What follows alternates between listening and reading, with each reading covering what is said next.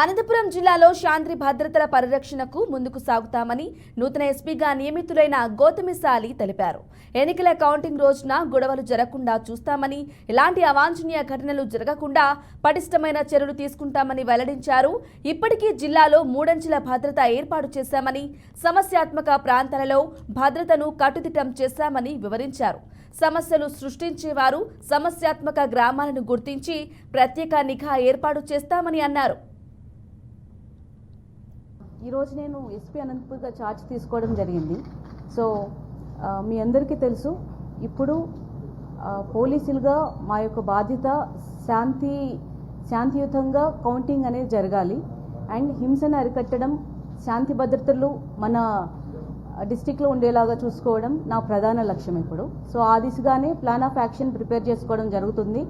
అలాగే మా పోలీస్ టీంతో అంతా కూడా చర్చించి ఈ విధంగా మేము ముందుకు సాగుతాం.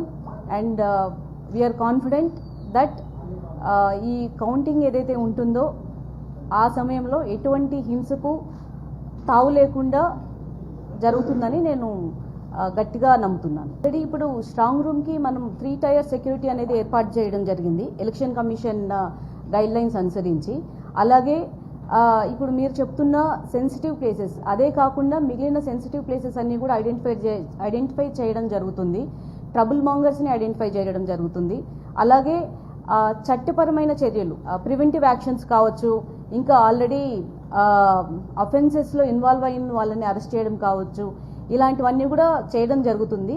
ఈ అనంతపురం డిస్టిక్లో ఈ కౌంటింగ్ అనేది ఎటువంటి హింసకు తావి లేకుండా కంప్లీట్ అయ్యేలాగా చూద్దాం. Thank you so much.